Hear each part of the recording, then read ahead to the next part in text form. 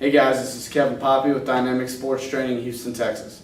Today we're going to talk a lot about acceleration. Last week we touched on our steel starts and how to make them a little bit more efficient on the baseball field. And today we're going to talk about our second phase in running after the start, which is our acceleration.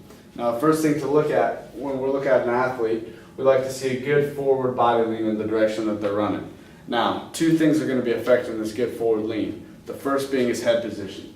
So just like on our steel start, we want the eyes down in front of us. We don't want to be looking up at the bag. Okay, so as long as his eyes are on this lane, his spine is going to follow. Okay, if he starts looking up in this direction, his whole body is going to shift upright and he's going to lose potential for acceleration. Now, a second thing that's going to affect the body lean is if our athlete isn't strong enough in hip extension, specifically in the glutes and the hamstrings, that he's not going to be able to maintain this lean because he's not going to be able to apply enough force to the ground to maintain it. Now, the next thing we're going to look at is the concept of stride length. It's one of the biggest misconceptions in sprinting technique. A lot of athletes come in saying they want to increase their stride length to make them a little faster, but what they perceive as stride length isn't actually stride length. So, what a lot of athletes come in thinking stride length is that this front leg is casting out along this line to pull the ground back underneath them, thus covering more ground in between each step. Now, what's actually happening, what stride length actually is a product of the backside hip extension again. If we are stronger in our glutes and our hamstrings, which are our major hip extensors, if we're stronger there, we're going to be able to apply more force to the ground. If we can apply more force to the ground, that's going to propel our body further along the ground, thus generating more perceived stride length. The next thing we're going to look at is our arms. In our start and in our acceleration, we want our arms to be a little longer than they would be when we're running upright. When we're running upright, you see a lot of coaches coaching cheek to cheek. But when we're in our start, our strides are going to take longer to develop because we're applying more force to the ground and we're building speed. So if we're applying more force to the ground, we want a little extended ground contact time. So our arms are going to need to be a little longer to be more in sequence with our legs. If we shorten our arms, our strides will get shorter and we won't get as good of hip extension as we possibly could. So that's the second thing, that's the third thing to look at when we're talking about our sprint technique. So the last thing we're going to look at is our front leg action. There's a couple of things we're looking for with our front leg.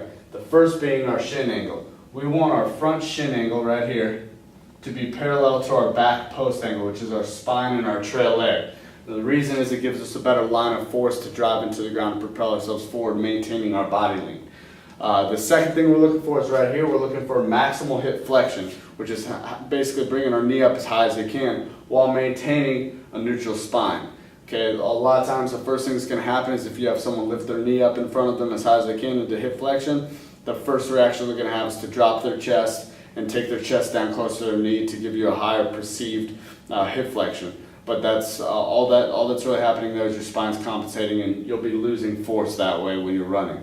Okay, so we want them to maintain our neutral spine while gaining maximal hip flexion. One of the good analogies we use for that is if you're standing on a frozen lake and you're trying to break ice, this isn't going to get the job done, but bringing up into maximal hip flexion and driving down will. It's more stored potential energy for our sprint mechanics.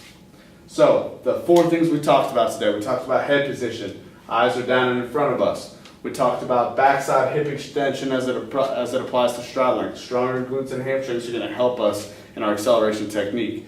The third thing we talked about is our arm action. It needs to be a little longer than normal because we're driving into the ground and we have extended ground contact time.